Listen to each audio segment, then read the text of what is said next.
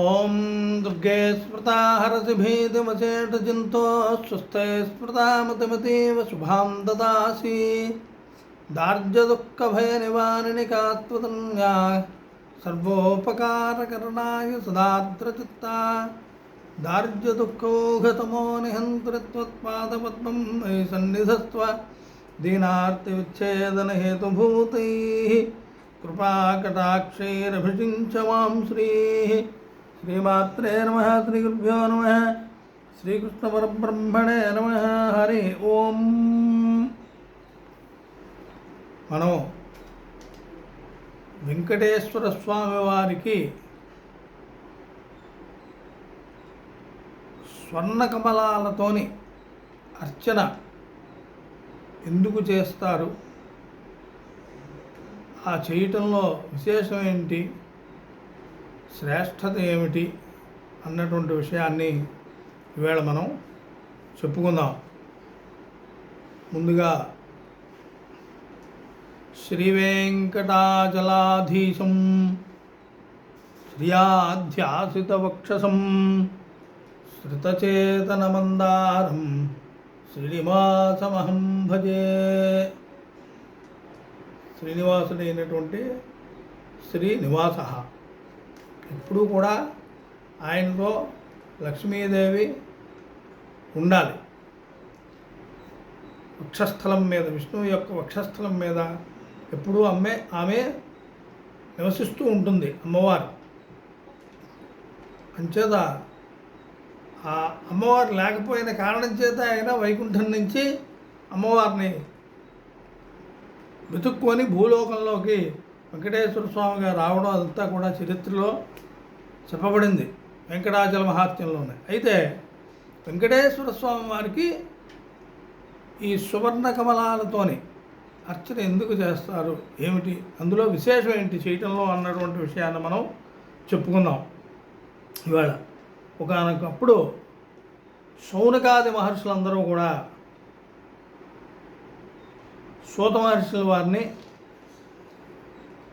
విషయాలన్నింటినీ కూడా అడిగి తెలుసుకుంటుంటారు. అలాగే ఒకనొక సమయంలోని సూత మహర్షుల వారిని శౌనకాది మహర్షులు ఈ విధంగా ప్రార్థిస్తున్నారు.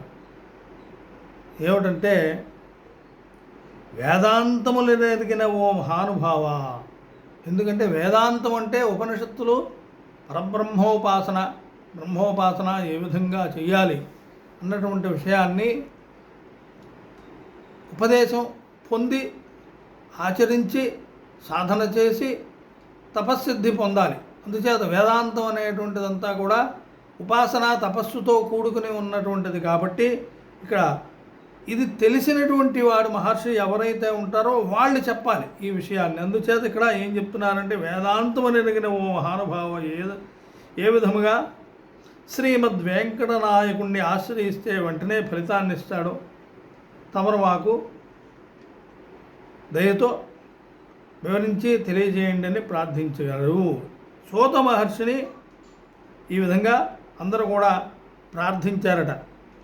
అప్పుడు సూత మహర్షి చెప్తున్నాడు ఈ విషయం ఏమిటి, ఎలా ఉంటుంది, ఎందుకు ఆచరణ చేయాలి అన్నటువంటి విషయాన్ని సూత మహర్షి చెప్తాడు. ఇప్పుడు సూత మహర్షి ఒకసారి ఆయన తపశ్శక్తిలో సిద్ధి పొందినటువంటి వాడు, బ్రహ్మనిష్ట కలిగినటువంటి వాడు. కాబట్టి ఆ మహర్షి ఏం చేశాడంటే, ఒక్కసారి అంతర్ముఖుడయ్యాడంటే ధ్యానంలోకి వెళ్ళిపోయాడు. ఆయన ఏ దేవత గురించి అయితే అడిగారో ఆ దేవతకి సంబంధించినటువంటి ఉపాసనా విషయాల రహస్యాలను చెప్పాలి అంటే ఏ గురువు అయినా ఏం చేస్తాడు అంటే, ముందుగా తన యొక్క గురువుని తలుచుకొని అప్పుడు ఆ గురువుని ధ్యానించడమనో తలుచుకోవడం అనేటువంటిది బాహ్యంగా మనం అనుకునేటువంటిది. కానీ అతనికి ఆ గురువుని ధ్యానించి అప్పుడు దానికి ఏ దేవతకైతే ఉపాసనా సంబంధమైనటువంటి విషయాలు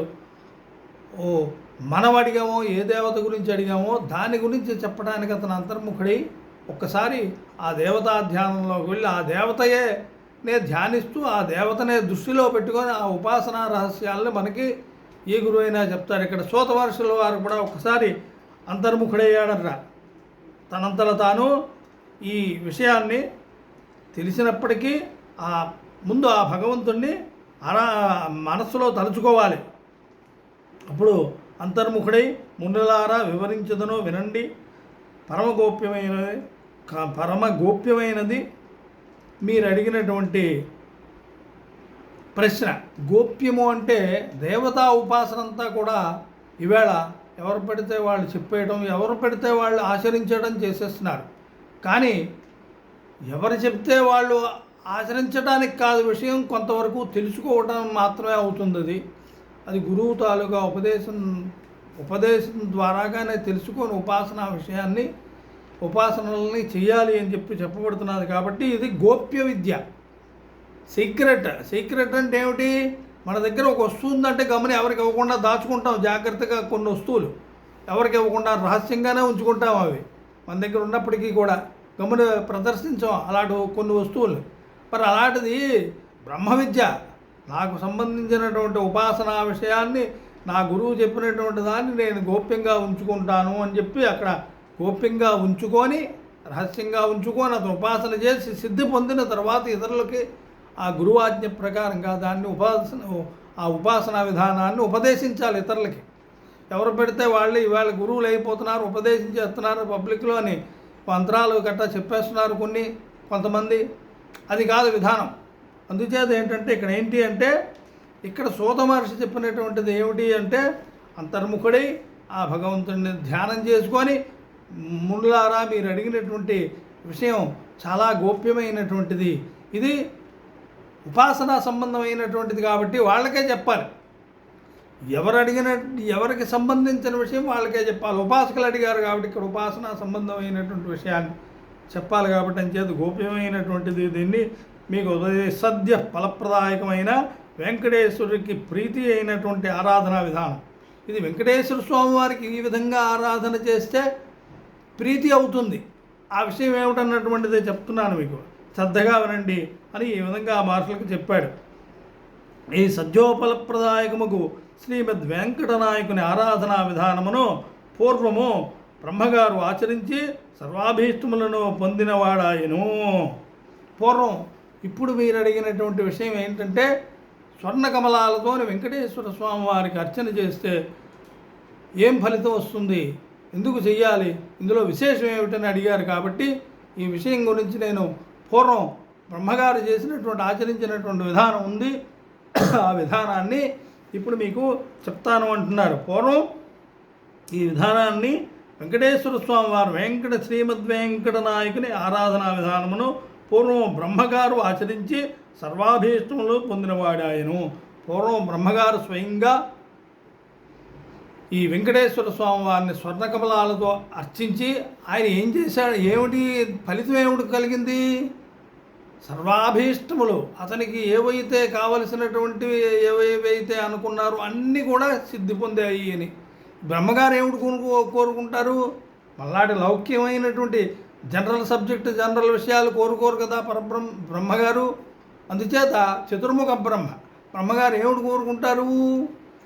లోకక్షేమాలు, లోకానికి సంబంధించినటువంటి ఎవరికేం చెప్పాలి, ఇదంతా కూడా తికమకగా ఉంది, ఇదంతా సరైన సమయంలో సరిగ్గా స్పందించేటువంటి విధంగా మనస్సుని బుద్ధిని లేకపోతే వారి తాలూకా కర్తవ్యాలని సక్రమంగా ఉంచమని వాళ్ళకి అధిష్టాన దైవాన్ని వాళ్ళు ప్రార్థిస్తారు. ఎందుకంటే తండ్రి గారు కాబట్టి, ఇక్కడ విష్ణువు బ్రహ్మగారికి తండ్రి గారు కాబట్టి ఆయన ఈయన్ని కోరి ఈయన్ని ఆశ్రయించి ఈయన్ని పూజ చేశాడు అని చెప్పి తెలుస్తున్నది మనకి.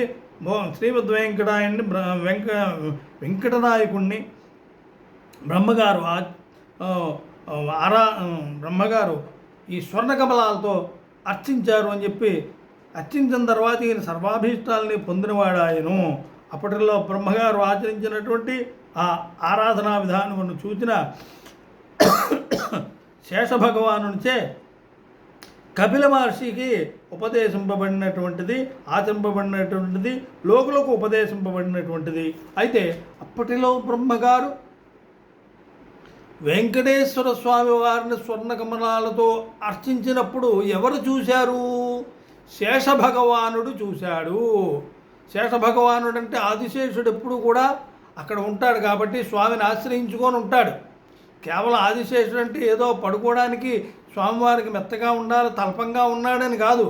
స్వామిని నిత్యము ఉపాసిస్తున్నటువంటి వాళ్ళలో ఆదిశేషుడు మహానుభావుడు. ఆ దృష్టి ఆయనకి గరుత్మంతుడు, ఆదిశేషుడు వీళ్ళంతా కూడా స్వామికి దగ్గరలో స్వామితో పాటు ఉండి చేయగలిగేటువంటి గొప్పవాళ్ళు వాళ్ళు. అందుచేత ఆదిశేషుడు చూశాడటండి ఈ బ్రహ్మగారు వెంకటేశ్వర స్వామి వారిని స్వర్ణకమలాలతో అర్చించి సర్వాభీష్టాల్ని పొందినటువంటి విధానం ఏ విధంగా చేశాడన్నటువంటిది ఆయన ప్రత్యక్షంగా చూశాడట. ఆ చూసినటువంటి దాన్ని శేషభగవానుచే కపిల మహర్షికి ఉపదేశం చేశాడు. ఆయన ఎవరికి ఉపదేశం చేశాడు? కపిల మహర్షికి. ఒకానొకప్పుడు కపిల మహర్షి ఇవి వెంకటేశ్వర స్వామి గురించి ఏ విధంగా అర్చన చేయాలి ఏమిటో తెలియట్లేదయ్యా అని అంటే, అప్పుడు ఆదిశేషుడు బ్రహ్మగారిలాగా వచ్చి స్వామివారిని స్వర్ణకమలాలతో అర్చన చేశారు. ఆయన ఎంతో సంతోషంగా ఉన్నారు ఈ అర్చన చేసిన నాళ్ళను. అంచేత ఈ విషయాన్ని నేను చూసినట్టుగా చెప్తాను, మీరు కూడా అలాగే ఆచరించండి అని చెప్పి కపిల మహర్షికి చెప్పారట. ఎవరో ఆదిశేషుడు. అలాగ చెప్పబడినటువంటి ఈ లోకంలో ఒకరి ద్వారాగా ఒకరికి అలాగ వచ్చింది. ఆ విషయం కపిల మహర్షికి చెప్పినటువంటిది ఈ ఇక్కడ మహర్షులకు కూడా ఈయన ఉపదేశం చేస్తున్నాడు. సౌనకా మహర్షులు సూత మహర్షిని ఆశ్రయించారు కాబట్టి సౌనకాది మహర్షులకి ఈ సూత మహర్షి చెప్తున్నాడు ఈ విధానాన్ని అంతటినీ కూడాను. శేష భగవాను చే కపిల మహర్షికి ఉపదేశింపబడి ఆచరింపబడి లోకులకు ఉపదేశింపబడినటువంటిది లోకప్రసిద్ధమైనటువంటిది. ఆ తర్వాత ఆ కపిల మహర్షి ద్వారాగా ఒకరికి లోకంలో తెలియబడింది ఈ విధానం అంతా కూడాను. వెంకటేశ్వర స్వామి వారిని స్వర్ణకమలాలతో అర్చించడం అనేటువంటిది అది లోకప్రసిద్ధం అయిపోయింది. లోకులకు తెలిస్తే లోకప్రసిద్ధం అవుతుంది. ఈ సద్యఫలప్రదాయకమైనటువంటి పవిత్రమైనటువంటిది పాపనాశనమును చేయనటువంటిది వెంకటేశ్వరునికి అత్యంత ప్రీతికరమైనటువంటిది ఈ స్వర్ణకమలార్చన. ఈ అష్టోత్తర శత కమలాలను అష్టోత్తర శతనామములతో అనుసంధానం చేయు ఆరాధనా విధానము. ఈ విధంగా ఏంటంటే స్వర్ణకమలాలని బంగారముతో చేసినటువంటి కమలము ఆకారంలో ఉండాలి. ఏ కమలము? కనీసం మన మల్లెపువ్వు ప్రమాణంలోనైనా కమలం ఉండాలి. అంతేగాని ఏదో ఇంతంత చేసామండి కమలం అంటే కమలానికి ఎన్ని రేకులు ఉంటాయి? కనీసం 8 రేకులో 16 రేకులైనా ఉండాలి కదా. ఏదో స్వర్ణాలు కమలాలు చేయమన్నారంటే ఇంత చిన్నవి చేస్తే ఉపయోగం లేదు. కనీసం మల్లెపువ్వు ప్రమాణంలోనైనా సరే మల్లెపువ్వు ఆకారంలోని కనీసం ఆ మాత్రమైనా ఆ సైజులోనైనా కమలాలు 108 కమలాలు ఉండాలి అని చెప్పేసి.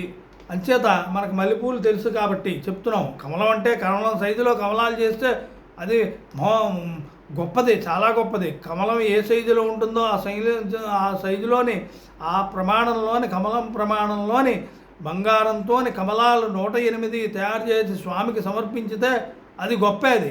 ఆ స్వర్ణ కమలాలను ఒకసారి అర్చన చేసిన తర్వాత మళ్ళీ వాటిని కడిగేసి తీసేసి పక్కన పెట్టి మళ్ళీ అర్చన చేయొచ్చు. రోజుకి 10 సార్లు చేయొచ్చు, 100 సార్లు చేయొచ్చు, 1000 సార్లు చేయొచ్చు.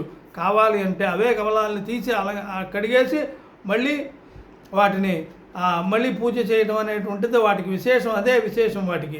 మామూలు పూలు అయితే ఒకసారి పూజ చేసిన తర్వాత అవి నిర్మాల్యంగా తీసి పారేయాలి. తర్వాత మళ్ళీ నిర్మాల్యంగా పక్కన పెట్టేసి పారేయటం అనకూడదు, తప్పు. మనం భగవత్ప్రసాదం అది మనకు శిరోధార్యం, కానీ అది నిర్మాల్యాన్ని పక్కన పెట్టేసి అప్పుడు మళ్ళీ కొత్త పూలతో మళ్ళీ పూజ చేయాలి. కానీ స్వర్ణకమలాలతో అలా కాదు. ఎన్ని సంవత్సరాలైనా సరే, ఎన్నిసార్లు అయినా సరే అలాగ పూజ చేస్తూనే ఉండొచ్చు. కడిగేయటం మళ్ళీ తీసి అలాంటి 1000 కమలాలైనా చేయొచ్చు. కానీ ఇక్కడ 108 కమలాల తాలూకా ప్రత్యేకత ఇక్కడ ఈ శేషభగవానుడు చూసినటువంటిది బ్రహ్మగారు విష్ణువుకి వెంకటేశ్వర స్వామి వారికి చేస్తున్నప్పుడు చూసినటువంటిది కపిల మహర్షికి చెప్తే అది సౌనకాది మహర్షులు అడుగుతుంటే ఇక్కడ సూత మహర్షికి తెలిసినటువంటి విషయాన్ని సూత మహర్షి ఇది భూలోకంలో అందరికీ కూడా ఈ ముళ్ళందరికీ కూడా అప్పుడు చెప్తున్నాడు. దీంట్లో దీంట్లో ఏమిటి విశేషం అంటే పవిత్రమైనటువంటిది ఈ అర్చనా విధానం. తర్వాత ఇలా చేస్తే పాపనాశనము, పాపం కూడా పోతుంది అంటున్నారు. వెంకటేశ్వర భగవంతుడికి ప్రీతికరమైనటువంటి వాటిలో ఈ స్వర్ణకమలార్చన ఒకటి. భగవంతునికి ఏది చేస్తే ప్రీతి కలుగుతుందో అది చెప్పమని మహర్షులు వెంకటేశ్వర స్వామి వారికి ఏది చేస్తే ప్రీతి కలుగుతుందో, ఏది చేస్తే మమ్మల్ని వెంటనే అనుగ్రహిస్తాడో అది చెప్పండి మహర్షి అని చెప్పి శౌనకాది మహర్షులు సూత మహర్షిని అడిగారు. కాబట్టి సద్యఫలప్రదాయకమైనటువంటి వెంటనే ఫలితాన్ని ఇచ్చేటువంటిది ఇది అని చెప్పి స్వర్ణకమలార్చన అని చెప్పేసి ఈ విషయం గురించి చెప్తున్నాడు. అదే విషయాన్ని చెప్తున్నాడు. పురా శేషేణ గదం కపిలాయ మహాత్మనే పూర్వం శేషుడు ద్వారా కపిల మహర్షికి చెప్పబడినటువంటిది నామష్టశతం పుణ్యం పవిత్రం పాపనాశనం, పవిత్రమైనటువంటిది పాపనాశనమైనటువంటిది అష్టశతం, శతం 108 108 కమలాలతో చేసేటువంటి నామములతోని అష్టోత్తర శతనామములు 108 నామములతో చేసేటువంటి ఈ కమలార్చన స్వర్ణ కమలార్చన ఆదాయ హేమపద్మాని స్వర్ణ సంభవాని చ ఆదాయ హేమపద్మాని స్వర్ణ సంభవాయ చ పూర్వ దేవలోకంలోని స్వర్ణకమలాలు స్వయంగా కొలనుల్లోని స్వర్ణకమలాలే విడుస్తాయి.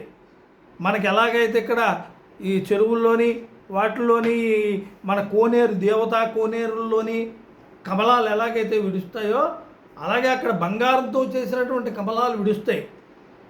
అవి ఈ లోకంలోని మనకి తయారు చేయించుకోలే తప్ప మనకి దొరకవు. అలాంటి వాటిని 108 కమలాల్ని ఆయన కోసుకొని వచ్చి బ్రహ్మగారు అర్చన చేశారట వెంకటేశ్వర స్వామి వారికి. ఆ దేవలోకాల్లోని చేసినటువంటి విషయం అది సామాన్యమైనటువంటి విషయం కాదు. ఇది ఒక లోకం నుంచి ఇంకో లోకంలోకి వచ్చి ఆయన పూజ చేసి ఆయన విశేషంగా ఈ స్వామివారిని అర్చన చేసి విశేషమైనటువంటి పుణ్య ఫలితాన్ని పొందాడు. అంటే మరి దాని గొప్పతనం చూడండి. ఆదాయ హేమ పద్మాని స్వర్ణ సంభవాని చ ఆదాయ అన్నారు ఇక్కడ, అంటే తీసుకొచ్చాడు, మనమైతే తయారు చేయించాలి. ఇక్కడ ఈ విషయాన్ని మనం తెలుసుకోవాలి. బ్రహ్మగారు తయారు చేయించలేదు ఇవి స్వర్ణ కమలాలు. ఆదాయ హేమ పద్మాని దేవలోకాల్లో ఉండేటువంటి బంగారపు కమలాలన్నీ తీసుకొచ్చి స్వామికి ఆయన స్వయంగా అర్చన చేశాడట బ్రహ్మగారు వెంకటేశ్వర స్వామి వారికి. ఆదాయ హేమ పద్మాని స్వర్ణది సంభవాని చ స్వర్ణది బంగారు నదులు, అంటే బంగారు నదులు అంటే బంగారపు కమలాలకు నిలయమైనటువంటి నదులు. అవి ఆ దేవలోకాల్లో ఉండేటువంటి నదుల్లోనే ఆ బంగారపు కమలాలు పూసేటువంటి విత్తనాలు పెరుగుతాయి, మొక్కయి అక్కడ బంగారపు కమలాలనే పోస్తాయి. ఆ విత్తనాన్ని తెచ్చి మన ఈ నదుల్లో వేసినా పుయ్యవు. ఎందుకంటే ఏ లోకంలో ఏ శక్తి ఏ దీంట్లో ఉందో ఆ లోకంలో ఆ శక్తి అక్కడే పనిచేస్తుంది. అందుచేత అది ఇంకో లోకానికి వెళితే అది పనిచేయదు. అందుచేత అక్కడ ఉండేటువంటి లోకంలో ఉండేటువంటి విషయాలు విధానాలు వాతావరణము అక్కడ ఉండేటువంటి కాలమాన పరిస్థితులు వేరు. అందుచేత ఇక్కడ ఏం చెప్పారు అంటే స్వర్ణది సంభవాని, స్వర్ణది సంభవం అంటే స్వర్ణ పుష్పాలు పూసేటువంటి నదిలో ఉండేటువంటి పుష్పాలు అందులో పుట్టాయి అన్నమాట ఇవి. ఆ తర్వాత బ్రహ్మాత పూర్వం అభ్యర్చ శ్రీమద్వేంకటనాయకుడిని బ్రహ్మగారు ఎప్పుడో పూర్వం అర్చన చేశాడట. అర్చన చేసిన తర్వాత అష్టోత్తరం నామభిర్ముని పూజితై 108 నామములతోని మునుల చేత కూడా పూజింపబడినటువంటి వాడు. తర్వాత స్వాభీష్టం లబ్ధవాన్ బ్రహ్మ సర్వలోక పితామహ. అది ఈ అంటే ముని అంటే దీక్షగా చేశాడు అని, దీక్షగా కొన్నాళ్ళు ఈ స్వామివారిని ఆ బ్రహ్మగారు ఈ స్వర్ణకమలాలతో అర్చించాడు స్వామివారిని. ఎక్కడి నుంచో ఆ పై ఊర్ధ్వలో అక్కడ ఉండేటువంటి లోకాల్లోంచి పుణ్యలోకాల నుంచి తీసుకొచ్చినట్టు నదులలో పుట్టినటువంటి స్వర్ణ కమలాలను తీసుకొచ్చి ఆయన స్వయంగా వెంకటేశ్వర స్వామి వారిని ఉపాసనగా మునిగి అంటే కొన్నాళ్ళు దీక్ష చేసి మౌనంగా దీక్ష చేసి మునివృత్తి అంటే మౌనంగా ఉండి దీక్షగా చేయటం అన్నటువంటిది అక్కడ చెప్పబడింది. ఆ విధంగా బ్రహ్మగారు పూర్వం చేశారటండి. చేస్తే ఇంకేమిటి జరిగింది, ఆయనకి ఉపకారం ఏంటిది? స్వాభీష్టం లబ్ధవాన్. అతను ఏ ఉద్దేశంతో ఏ అభీష్టములు కోరుకొని నాకు ఫలానా ఇది కావాలి అని కోరుకొని చేశాడో అవన్నీ కూడా లబ్ధవాన్, ఆయనకి అన్నీ కూడా లభించిన వాడు అయినప్పుడు బ్రహ్మా సర్వలోక పితామహ. ఇంకా ఏమిటైనా అన్ని లోకాలకి పితామహుడైనటువంటి బ్రహ్మగారు, లోక పితామహుడు బ్రహ్మగారు. అంచేత తర్వాత భవద్భిరపి పద్మేశ సమస్యస్తైశ్చమా నామభిః సమస్త భవద్భిః పద్మైః సమర్చ్య స్తైశ్చ నామభిః స్తైశ్చ తే ఆ నామముల చేత ఏ నామములు బ్రహ్మగారి ఏ 108 నామముల అష్టోత్తర నామములను ఆయన నామములు చదువుతూ చెప్తూ ఆ స్వర్ణకమనాలతోని వెంకటేశ్వర స్వామి వారిని పూజించారో ఆ నామములతోని భవద్భిరపి మీరు కూడా ఓ సౌనకాది మహర్షులారా మీరు కూడా పద్మైశ్చ సమర్భ్యత్య మీరు కూడా ఆ స్వర్ణ పద్మాలతోని మీరు కూడా అర్చించండి.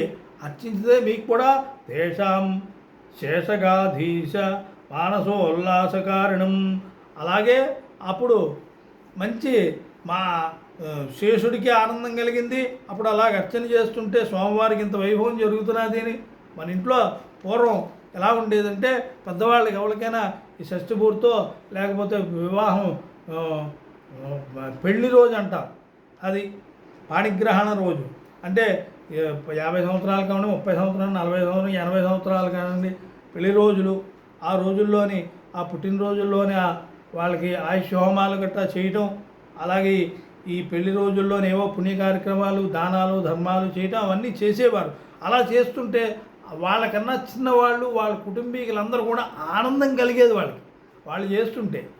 అందుచేత ఈ ఈ ఈ సాంప్రదాయం చేతనే అక్కడ బ్రహ్మగారు అర్చన చేస్తుంటే శేషుడికి ఆనందం కలిగింది. చూసేవాడు మొట్టమొదటి శేషుడే. అక్కడ తర్వాత కపిలాది మహర్షులకి అందరికీ శేషనగాధీశ మానసోల్లాస కారణం శేషనగాధీశుడు. శేషనగము అంటే వెంకటాద్రి వృషభాద్రి అలాగా 7 కొండలు ఏవైతే ఉన్నాయో తిరుపతిలోని అందులో శేషాచలాధీశం ఇన్ని 7 వాటి మీద శేషుడు ఆదిశేషుడు ఉన్నటువంటి శేషాచలాధీశుడైనటువంటి వెంకటేశ్వర స్వామి అందులో 7 కొండల్లోని కూడా శేషాచలాధీశం అని శేషాచలం అన్న ఒక కొండకి పేరుంది. అక్కడ స్వామివారు ఉన్నారు వెంకటేశ్వర స్వామి వారు. అంచేత శేషనగాధీశ్వరుడు అంటే ఎవరు అంటే వెంకటేశ్వర స్వామి. ఆ శేషనగాధీశ మానసోల్లాస కారణం మీరు కూడా ఆ భగవంతుడు సంతోషపెట్టి మీకు కావాల్సినవన్నీ కూడా పొందండి అని చెప్పి ఇక్కడ సూత మహర్షి ఈ మునులందరూ సౌనకాదులందరికీ చెప్తున్నారు. నామ్నామష్టశతం వక్షే వెంకటాద్రి నివాసిన ఆయురారోగ్యదం.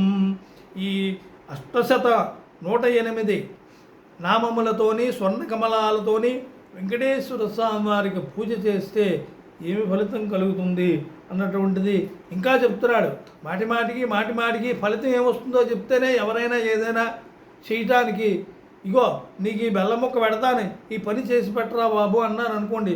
లేకపోతే ఇదిగో ఈ పిండి వంట పెడతాను ఈ పని చేసి పెట్టరా బాబు అని చిన్నప్పుడు పిల్లలకంటే వాళ్ళు పరుగున ఆ పనులన్నీ సరదాగా చేసేవారు. వాళ్ళు చేయగలిగే పనులు వాళ్ళకి చెప్తే వాళ్ళు చేసేవారు. ఆ విధంగానే ఇక్కడ మనకి ఏదైనా ప్రయోజనం కలుగుతుందంటే ఆ ఏ పని చేయటానికి కొన్ని పనులు అంటే చేయరాని పనుల సంగతి వదిలేండి, మంచి పనులు చేయటానికి మనకు ఉత్సాహం ఏ విధంగా కలుగుతుందో ఇక్కడ అది చెప్తున్నారు. మనకేమిటి కలుగుతుంది ఇచ్చేసినందువల్ల ఆయురారోగ్యదం పుంసాం. పురుషులకి పుంసాం అంటే ఇక్కడ మానవులే, ఆడవాళ్ళకి కలగదా అండి ఆయురారోగ్యాలంటే కలుగుతుంది. ఇక్కడ పుంసాం అంటే పరమేశ్వరుని ఎవరైతే తెలుసుకుంటారో వాళ్ళు హంసస్వరూపులు, వాళ్ళు పురుషులతో సమానమే. బ్రహ్మోపాసన చేసినటువంటి వాళ్ళు స్త్రీ పురుషుల భేదం అనేటువంటి శారీరకమైనటువంటి భేదం వాళ్ళ వరకే. అది వాళ్ళ తాలూకా శారీరతత్వాన్ని బట్టి ఉపాసకుల వరకే స్త్రీ పురుష భేదం. కానీ ఆ దేవతా ఉపాసన చేసేటప్పుడు అక్కడ ఉపాసన స్థితిలోని స్త్రీ పురుషుల భేదం లేదు. ఆయన పరమ పురుషుడు. మనమంతా కూడా స్త్రీలతోనే సమానం. అసలు చెప్పాలి అంటే అందరూ కూడాను ఉపాసన చేసేటువంటిది ఆయనే పరమపురుషుడు. అందుచేత ఇక్కడ ఆయురారోగ్య సుధం పుంసాం ధనధాన్య సుఖప్రదం. ఇంకా ఏమిటంటే పుంసాం అంటే ఇక్కడ సంసారంలో ఉన్నటువంటి వాళ్ళకి అన్నీ కావాలి కదా. సంసారంలో ఉన్న వాళ్ళకే అన్నీ కావాలి, మిగతా వాళ్ళకి అక్కర్లే. మిగతా వాళ్ళకి కావాల్సినవి కొన్నే కావాలి మిగతా ఆశ్రమంలో ఉన్నటువంటి వాళ్ళకి. కానీ ఈ గృహస్థాశ్రమంలో ఉన్నటువంటి వాళ్ళకి అక్కర్లేనటువంటిదంటూ ఏమీ ఉండదు. ప్రతిదీ కావాల్సి వస్తుంది. మనవరాలకి మునుమనవరాలకు కూడా కావాల్సినవి కూడా, మునుమనవరాలకి మునుమనవుడికి కావాల్సినటువంటి కోట్లు కూడా ఇప్పుడే సంపాదించి మూటలు కట్టేసి ఇక్కడ పెట్టేద్దాం అనేటువంటి దృష్టితోని ఉంటాడు ఎవడైనా, ఏ పురుషుడైనా సరేను. అందుచేత ఈ సంసారంలోని ఉన్నటువంటి వాళ్ళకి పుంసాం ధనధాన్య సుఖప్రదం, ధనము ధాన్యము ఇవన్నీ ఉన్నా సరే సుఖం ఉండాలి. వీటి వల్ల కష్టం ఉంటుంది చాలామందికి. ధాన్యం అవనండి, ధనం అవనండి, ఇవన్నీ కూడా ఉంటే వీటిని రక్షించుకోవడం కోసం కష్టపడాలి. కష్టమేది మన దగ్గర. ఉదాహరణకి కోహినూరు వజ్రంలాడితే మన ఇంట్లో పెట్టుకున్నాం అనుకోండి, దానికి ఎంత కాపలా కాయాలి, ఎన్ని దేశాల వాళ్ళు ఎంతమంది దొంగలు దాన్ని పట్టుకుపోవడానికి ప్రయత్నం చేస్తారు. ఉదాహరణకి చెప్పుకున్నాం. అంచేత దాన్ని మనం ఉన్నా సరే దాన్ని మనం రక్షించుకోలేము, మన శక్తి చాలదు. అందుచేత అలాంటి వస్తువులు కోరుకోవడానికి వీల్లేదు. ఉపనిషత్తుల్లోని తర్వాత పురాణాల్లోని మనకు అక్కర్లేనటువంటి కోరుకున్నటువంటి కోరికలు కోరి వాటితో ఇబ్బందులు పడినటువంటి వాళ్ళు ఎన్నో కథలు ఉన్నాయి పురాణాల్లోని, వాటిలోనే పెద్దల వాళ్ళు తెలుస్తుంది. అందుచేత ఏంటంటే అలా కాకుండా ఇక్కడ ఏం చెప్తున్నాడు, ధనధాన్యాలు సుఖం. ఈ ధనధాన్యాలు ఉన్నప్పటికీ కూడా సుఖం ఉండాలి. అంచేత సుఖం కూడా వస్తుందట ఆ భగవద్ అనుగ్రహం వల్ల. చదా ఇంకా ఏమిటి, చతుర్విధ జ్ఞానప్రదం విశేషేణ మహదైశ్వర్యకారకం మహత్తు బ్రహ్మజ్ఞానం. ఇక్కడ జ్ఞానప్రదం విశేషేణ మహదైశ్వర్యకారణం. ఇక్కడ చెప్పినటువంటి ధనధాన్య సుఖప్రదం అనేటువంటిది ధనధాన్యాలు, దాయాదులు, లేకపోతే భార్యాపుత్రులు, బంధువులు, తర్వాత బంధుజనులు మొదలైనటువంటి వాళ్ళు, బయట వాళ్ళు, స్నేహితులు, హితులు, వీళ్ళంతా కూడా ఈ ధనధాన్య సుఖప్రదంలో వచ్చేస్తారు. జ్ఞానప్రదం విశేషేణ మహదైశ్వర్యం అన్నారు. ఇంకా ఏమిటి జరుగుతుంది అంటే జ్ఞానప్రదం, జ్ఞానాన్ని ప్రసాదిస్తుంది. భగవద్ఉపాసనలోని మనకి కలిగేటువంటిది ఏమిటంటే మొదట కలిగేటువంటిది బ్రహ్మ జిజ్ఞాస, తర్వాత జ్ఞానం, ఆ తర్వాత బ్రహ్మవిత్ బ్రహ్మైవ భవతి. అది అంచేత ఏంటంటే రెండోది జ్ఞానం కలగాలి. ఆ జ్ఞానం కలుగుతుందట. జ్ఞానం కలిగిన తర్వాత ఏమిటి వస్తుంది, విశేషమైన మహదైశ్వర్యకారం, విశేషమైనటువంటి మహత్వం. సామాన్యమే మామూలు ఐశ్వర్యాలు. మహదైశ్వర్యం అంటే ఏమిటి, మహైతి బ్రహ్మ అంటే భగవంతుని పూజ చేస్తే, మనం అర్చన చేస్తే, ఉపాసన చేస్తే, ఆరాధన చేస్తే మనకి ఏ ఆనందం కలుగుతుందో ఆ పూజ చేసినంతసేపు దానికి ఎన్నో కోట్ల రెట్లు ఆనందం ఈ తపస్సిద్ధి వల్ల, జ్ఞానం వల్ల కలుగుతుంది. అలా చేస్తూ ఉంటే కొన్నాళ్ళకి అది నిత్యం అయిపోతుంది. ఇది నిత్యం అవ్వదు. మనకి సాధన చేసిన నాళ్ళు కొన్నాళ్ళు, ఆ పూజ చేసినంతసేపే మనకు ఆ ప్రశాంతత, ఆ తర్వాత ఉండదు. మళ్ళీ కొన్నాళ్ళు పూజ చేసినా ప్రశాంతం ఉండదు. మొదట్లోనే లోక వ్యవహారాలు మామూలువన్నీ ఉంటాయి. దాన్ని చిత్త నిరోధం, దానికి యోగాన్ని అనుసంధానం చేసి ప్రాణాయామం చేసి ఆ చిత్త నిరోధం చేస్తే మనసును అటు ఇటు పోనివ్వకుండా చేసి కట్టుబాటు చేసి అప్పుడు ఉపాసన చేసి కుండలిని ద్వారాగా ఉపాసన చేసి అప్పుడు ఆ ధ్యానం చేయాలి. సహస్రారంలో పరమాత్ముడిని ఆ ధ్యానం చేస్తే అప్పుడు యోగసిద్ధి ద్వారాగా అప్పుడు ఉపాసన నిలబడుతుంది. అందుచేత ఇలా చేస్తే కొన్నాళ్ళు చేయాలి. ఇలా చేస్తే అప్పుడు కలిగేది ఏమిటంటే జ్ఞానం. ఆ జ్ఞానం కలుగుతుందంట. ఆ జ్ఞానం కలుగుతుంది. ఆ జ్ఞానం అంటే బ్రహ్మజ్ఞానం. పరబ్రహ్మ గురించి తెలుసుకోవాలనేటువంటి కోరిక మొదట కలిగితే, సాధన చేస్తే కొన్నాళ్ళు, ఆ తర్వాత కలిగేటువంటిది జ్ఞానం. జ్ఞానం కలిగిన తర్వాత అప్పుడు మహదైశ్వర్యం. మనం ఏం భావిస్తామంటే అప్పుడు ఏదైతే మనం ఆనంద స్థితిని, ఆ యోగ స్థితిలోని సమాధి స్థితిలో పూరకము రేచకము కుంభకము ద్వారాగా ఏదైతే మనం కుంభకేన సందహ్య అన్నాడు, ఆ కుంభకంలోని ఆ దేవతా ధ్యానం చేయాలి. ఎన్నాళ్ళు ఉండిపోతాడో తెలియదు ఆ యోగీశ్వరుడు. ఆ సహస్రారంలోని ఆ నీవార శోకవత్తన్వే వేతాభాత్వత్యనోపమ తస్యాఘాయా మధ్యే పరమాత్మ వ్యవస్థిత. అక్కడ ఉండేటువంటి పరమాత్మని తెలుసుకోగలుగుతాడు.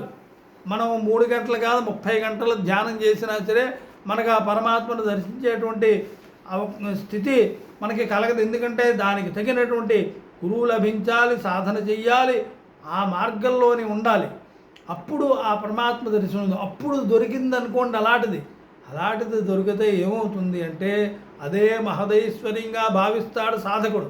ఎందుకంటే మహత్ అనేటువంటిది పరబ్రహ్మ సంబంధమైనటువంటి దాన్ని మించినటువంటిది అవతలా లేదు, దానికన్నా గొప్పది అవతలా లేదు,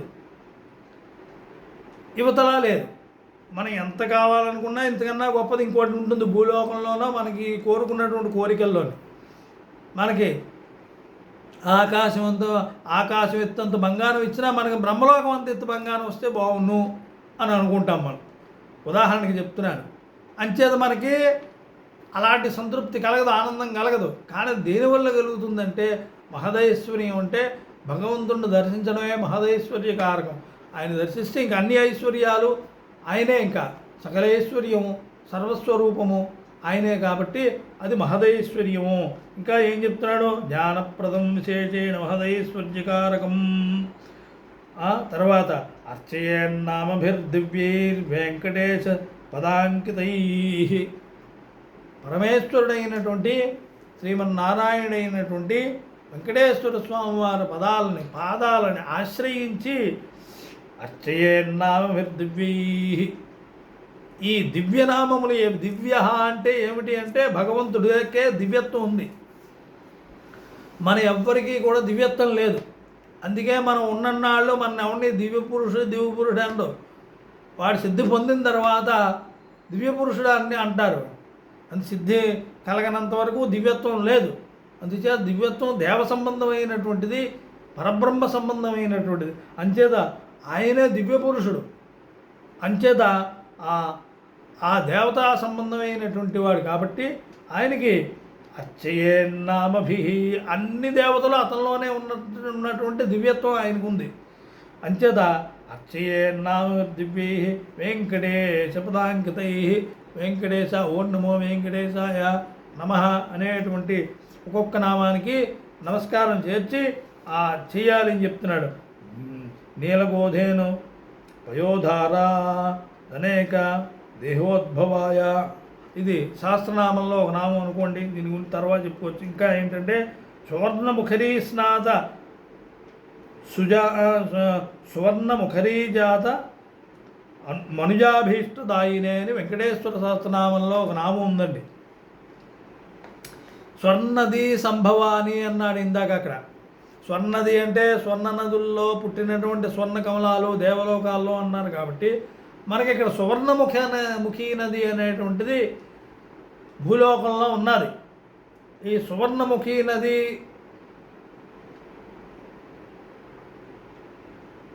నదీ రూపం ఒకటి, స్వర్ణతీర్థం అనేటువంటి పేరుతో తిరుమలలో ఉన్నటువంటి స్వర్ణతీర్థం రూపం ఒకటి. అంచేత అక్కడైనా స్నానం చేయొచ్చు. ఎందుకంటే తిరుమలలో స్వామిని దర్శించుకోవాలంటే ఆ సువర్ణముఖీ నది స్నానం కన్నా, సువర్ణముఖీ నది అంటే మనకి ఇక్కడ కాళహస్తి ఆ ప్రాంతంలో ఉన్నటువంటిది అది సువర్ణముఖీ నది. అంచేత మళ్ళీ అక్కడ గైలో ఉన్నటువంటిది కూడా బహుశా అది కూడా సువర్ణముఖీ నది, ఏదో ఫల్గుని కావాలి. అంచేత గైలో అక్కడ ఒక నది, ఇక్కడ నది. ఈ నది పేరు సరిగ్గా తెలీదు, క్షమించండి, పూర్తిగా తెలీదు ఆ గైలో ఉండేటువంటి నది పేరు. కానీ ఇక్కడ ఇది సువర్ణముఖీ నది. కానీ ఈ నదిలో స్నానం చేసి తిరుమల వెళ్ళాలంటే కొంత దూరం అవుతుంది. అంచేత అక్కడ ఏమిటి మనకి తిరుమలలో ఉండేటువంటి తీర్థాల్లో విశేషమైనటువంటి తీర్థాల్లో అక్కడ స్వర్ణతీర్థం అని ఉందండి. ఆ స్వర్ణతీర్థంలో స్నానం చేయొచ్చు అని చెప్పి చేస్తే విశేషమైనటువంటి ఫలితాన్ని ఇస్తాడు అని చెప్పి అందులో చెప్పబడింది.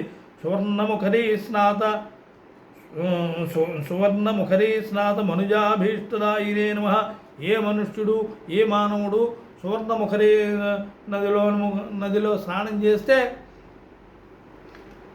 స్నానం చేసిన తరువాత వెంకటేశ్వర స్వామి వారిని దర్శించుకుంటాడో ఆయన మంచి ఫలితాన్ని ఇస్తాడు వారికి అని చెప్పి చెప్పబడుతున్నది. స్వర్ణతీర్థం అని అక్కడ ఉంది. ఆ స్వర్ణతీర్థంలో చేయొచ్చు. తర్వాత హలాయుధ తీర్థం, గజతీర్థం, అలాగా విశేషంగా అనేక తీర్థాలన్నీ ఉన్నాయి.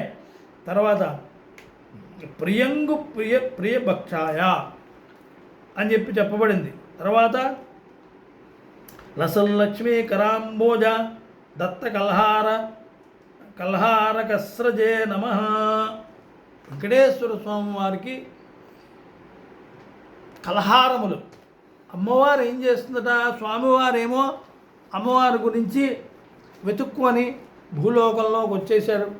వెంకటేశ్వర స్వామివారు అమ్మవారు లభించిన తర్వాత అమ్మవారు ఏమిటి ఇచ్చింది స్వామివారికి అంటే, ఆమె స్వామివారికి ఇష్టంగా కమలాలు ఇచ్చిందటండి. కమలాలు కాదు, కల్హారాలు ఇచ్చింది అమ్మవారు. ఇక్కడ అదే చెప్తున్నాడు. లసన్ లక్ష్మీకరాంభోజ దత్త కల్హారక స్రజే నమః. ఆయన్ని కల్హారాలు అంటే కలువ పూలతోనే ఆయన్ని నింపేసిందటండి అమ్మవారు. ఆ చేతుల నిండా కలువ పూల దండలు, కలువ పూలు పట్టుకొని ఆ స్వామివారిని అర్చించిందటండి. అమ్మవారు అక్కడ అర్చించింది. ఎవరు? లక్ష్మీదేవి అర్చించింది స్వామివారిని. కానీ ఇక్కడ స్వామివారిని మనం అర్చించాలి అంటే ఈ స్వర్ణ కమలాలతోనే అర్చించాలి. ఒకానొకప్పుడు స్వామివారు కూడా స్వర్ణ కమలాలతోనే లక్ష్మీదేవిని అర్చన చేసినట్టుగా చెప్పబడింది వెంకటాచల మహత్యంలోని. ఎందుకు అంటే అమ్మవారు అలిగి వచ్చిన తర్వాత వైకుంఠం నుంచి ఆమెను వెతుక్కొని స్వామివారు భూలోకాల్లోకి వచ్చేసిన తర్వాత ఆమె వెతుక్కుంటుంటే ఆమె అంతర్ధానం అయిపోయినటువంటి ఆ లక్ష్మీదేవి నన్ను ఇక్కడ అర్చన చేయాలి అని చెప్పి కొంతకాలం అర్చన చేస్తే నేను ప్రత్యక్షం అవుతాను అని చెప్పేసి అమ్మవారు అప్పుడు ఆవిడ ఆకాశవాణి రూపంలో చెప్పింది వెంకటేశ్వర స్వామి వారికి. అప్పుడు వెంకటేశ్వర స్వామి వారు పద్మావతీదేవి ఆలయం దగ్గర ఉన్నటువంటి పద్మసరోవరంలోని సరోవరాన్ని తవ్వి ఆయనే స్వయంగా స్వర్ణకమలాలు దేవలోకల నుంచి తెప్పించారు. స్వర్ణకమలాలు అక్కడ స్వర్ణకమలాలు పూసేవి. తిరుచానూరు పద్మావతి అమ్మవారి కొలంలోని అక్కడ స్వర్ణకమలాలు పూస్తే ఆ స్వర్ణకమలాలతో రోజు 1000 కమలాలతోని స్వామివారు అమ్మవారిని అర్చన చేసేవారు. సూర్యుడిని అక్కడ విశేషం అది. అలాగే వెంకటేశ్వర స్వామివారు కూడా అర్చన చేయవలసి వచ్చింది. అంటే మనకి ఉదాహరణకి చెప్పుకుందాం, మన ఇంట్లో ఏదైనా చిన్న పిసరు అలిగారు అనుకోండి, అలగడం అంటాను చూసారా, మనం ఏదో అలిగారు అనుకోండి, చిన్నపిల్లలు అలిగారు అనుకోండి, ఎక్కడో దాక్కునేవారు పూర్వం. ఆ దాక్కుంటే వీళ్ళు ఊరంతా వెతుక్కొని మా పిల్లాడు వచ్చాడా మనకి భాగవతంలో కూడా కనిపిస్తుంది. ఏదమ్మా మా అబ్బాయిని ఎక్కడ దాచేశారు, మా కృష్ణ పరమాత్మని, మా చిన్ని కృష్ణుడిని ఎక్కడ దాచేశారు, ఎక్కడ కనిపించలేదు పొద్దునుంచి అని. అలాగేంటంటే ఈ తల్లి పిల్లల్ని వెతుక్కొని వెళుతూ ఉంటుందట. అలాగా ఈ తల్లిదండ్రులు వెతుకుతారు. కొంతకాలం వెతికితే ఎక్కడో కొంతసేపు వెతికిన తర్వాత ఎక్కడో దొరుకుతాడు వాడిని మళ్ళీ అమ్మ నాయన ఎందుకురా బాబు ఎంత చిన్న మాటకి ఇంత అలిగామని చెప్పేసి వాడిని తీసుకొచ్చి మళ్ళీ లాజించి మళ్ళీ చూసుకుంటారు. ఆ విధంగా ఇక్కడ కూడాను మనకి వెంకటేశ్వర స్వామి వారి మీద వైకుంఠంలోని భృగు మహర్షి శ్రీ మహావిష్ణువు యొక్క వక్షస్థలం మీద ఉండేటువంటి లక్ష్మీదేవి భాగం ఎక్కడ, మహావిష్ణువు వక్షస్థలం మీద లక్ష్మీదేవి ఉండేటువంటి స్థలం ఏదైతే ఉందో అక్కడ ఛాతీ మీద భృగు మహర్షి దన్నాడు శ్రీ మహావిష్ణువుని. ఆమె అలిగి నేను ఉండేటువంటి స్థానంలో నిన్న ఆ మహర్షి తల్లిని నా సరే నువ్వేం చేయలేకపోయావు అని చెప్పేసి ఆమె అలిగి వెళ్ళిపోతుంది. నన్ను అవమానించారు అని లక్ష్మీదేవిని అవమానించినట్టు అయింది. అంచేత మనం కూడా లక్ష్మీదేవిని అవమానించడానికి తగినటువంటి కొన్ని కార్యక్రమాలు ఇళ్లల్లో కానీ ఎక్కడ కానీ శుభ కార్యక్రమాల్లో కానీ చేస్తే అక్కడి నుంచి ద్వారం నుంచి అవతలకే వెళ్ళిపోతుంది లక్ష్మీదేవి. మరి అవతలకు లోపలికి రాదు ఇంట్లోకి. అలా చేస్తుంటారు. చూడండి, ఎవరైనా వచ్చారనుకోండి వాళ్ళకి చీపురుగడ్డలు చూపించడం, ఎదురుగుండా వచ్చినటువంటి వాళ్ళకి చేటలు చూపించడం, లేకపోతే చూపించరానటువంటి వస్తువులు చూపించడం. మంచివాళ్ళు, పరమాత్ములు, మహాత్ములు, పుణ్యాత్ములు వచ్చేటప్పుడు ఇలాంటివన్నీ చేశారనుకోండి వాళ్ళతో పాటు అటు వెళ్ళిపోతుంది కానీ లక్ష్మీదేవి మరి గృహంలోకి మరి రాదు. అందుచేత ఏంటంటే అలాంటి పనులు కొన్ని చేయకూడదు. ఇది లక్ష్మీకరములైనటువంటి పనులు కొన్ని చేయాలి. అందుచేత లక్ష్మీదేవికి వస్తుంది లోపలికి. అలాగే లక్ష్మీదేవి అలిగి వెళ్ళిపోతే వెంకటేశ్వర స్వామి వారు కూడా ఆ లక్ష్మి అప్పుడు ఏమైంది అలిగి వెళ్ళిపోవడం అంటే ఎక్కడికి వెళ్ళిపోతుంది ఆవిడ, దేవతలు ఎక్కడికి వెళ్ళిపోతారు, మనమైతే ఎక్కడికో వెళ్ళి దాక్కుంటాం, ఏది ఇంట్లోనో ఉండిపోవడం, అలిగి వెళ్ళిపోవడం, భార్య అలుగుతుంది, పిల్లలు అలుగుతారు. ఇప్పుడు ఇవన్నీ అందరికీ తెలిసినటువంటి విషయాలే. మళ్ళీ మనం వెళ్ళటం, ఫోన్లు చేయడం, పట్టుకోవడం, రావడం, ఈ వ్యవహారం అంటారు. పూర్వం దేవతలు అలా కాదు, వాళ్ళు అంతర్ధానం అయిపోతారు, వాళ్ళు ఎవ్వరికీ కనిపించరు. అది విశేషం. దేవతల్లోనే అలిగి వెళ్ళిపోవడం అంటే వాళ్ళు అంతర్ధానం అయిపోతారంటే మాయమైపోతారు అంటారు చూసారా మనం. వాళ్ళు దేవతలకు కూడా కనిపించరు. లక్ష్మీదేవి వైకుంఠంలో దేవతలకు కూడా కనిపించలేదు. ఇంద్రలోకంలో ఉండి ఇంద్రలక్ష్మి అంటారు. ఇంద్రుడి లోకంలో లక్ష్మీదేవి కనిపించలేదు. కుబేరలోకంలో లక్ష్మీదేవి కనిపించలేదు, ప్రపంచం సృష్టిలో ఎక్కడా లక్ష్మీదేవి కనిపించకపోతే ఇంకెందుకు బ్రహ్మగారు దేవతలందరూ కూడా ఏమిటి ఇలాగే ఉంది పరిస్థితి అని చెప్పేసి ఆ విష్ణుమూర్తి దగ్గరికి పరిగెడితే విష్ణుమూర్తి వైకుంఠం వదిలి నేను ఆ లక్ష్మిని ఎత్తుక్కున్నాను, నా దగ్గర ఉన్నటువంటి లక్ష్మి కూడా వెళ్ళిపోయింది, వైకుంఠ లక్ష్మి కూడా వెళ్ళిపోయింది సుమా, ఎక్కడికి వెళ్ళిపోయింది, అంతర్ధానం అయిపోయింది, నేను ఇప్పుడు వెతుక్కోవడానికి వెళ్ళాలి, తక్షణ కర్తవ్యం నాకు ఇంకేమి లేదు, నా వైభవం కూడా అంతా కూడా మామూలు అయిపోయింది, సామాన్యం అయిపోయింది అని చెప్పి వెంకటేశ్వర స్వామి వారు భూలోకంలో వచ్చి వెంకటేశ్వర స్వామి వారు వెతుకుతుంటే అప్పుడు అమ్మవారు కొల్హాపురిలో ఉన్నట్టుగా తెలిసింది. కొల్హాపురి మహాలక్ష్మి అక్కడికి వెళ్ళినట్టుగా మహర్షులందరూ వచ్చి తపస్సు చేస్తున్నట్టుగా అర్చనలు చేస్తున్నట్టుగా అక్కడికి వెళ్తే అమ్మవారు అంతర్ధానంలోని ఆ ఆకాశవాణి రూపంలో నీవు ఆ పద్మావతి తిరుచానూరులోని అక్కడ కొలను తవ్వి స్వర్ణకమలాలతోని నిత్యం అర్చన చేస్తే నేను కార్తీక శుద్ధ పంచమి నాడు అవతరిస్తాను అని చెప్పి అమ్మవారు ఆవిడ చెప్తే ఆ విధంగానే స్వామివారు చేస్తే అప్పుడు కార్తీక శుద్ధ పంచమి నాడు తిరుచానూరులో పద్మావతి అమ్మవారిని విశేషంగా అర్చనలు చేస్తారు, అందుకు విశేషం. అందుచేత ఎవరైతే ఈ స్వర్ణకమలాలతోని వెంకటేశ్వర స్వామి వారిని అర్చన చేస్తారో 108 నామాలతోని, సహస్రనామం కన్నా 108 నామాలు చాలా విశేషం ఇక్కడ చెప్తున్నారు సూత మహర్షి. అప్పుడు బ్రహ్మగారు ఈ విధంగా ఆచరణ చేశారు, దాన్ని శేషుడు చూశాడు, ఆ శేషుడు కపిల మహర్షికి చెప్పాడు, ఆ కపిల మహర్షి ఆచరించి అందరూ ఆచరించి ఒకళ్ళు ఇంకా లోకంలో ప్రసిద్ధి అయిపోయింది.